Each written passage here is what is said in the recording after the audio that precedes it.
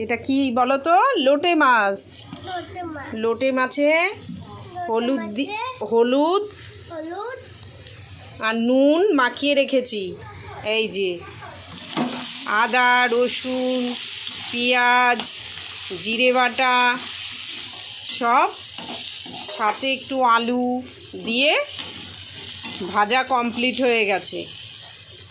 এখন এই লোটে মাছটা দিয়ে দেব। লোটে মাছটা বেশি নাড়াবো না, একটু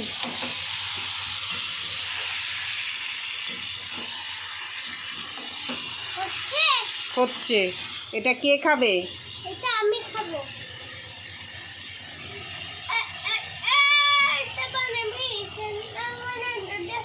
কি সুন্দর গান করছে। ভাত হয়ে গেছে, ভাত ফুটছে।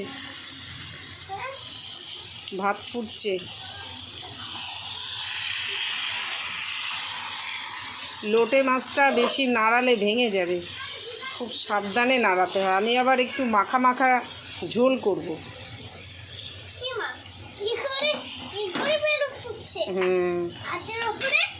ভাতের পরে এই তো ভাত ফুটছে, তো ভাত হচ্ছে। এখন একটু অল্প জল দেব, জল দিয়ে নাড়িয়ে চাড়িয়ে নামিয়ে দেবো।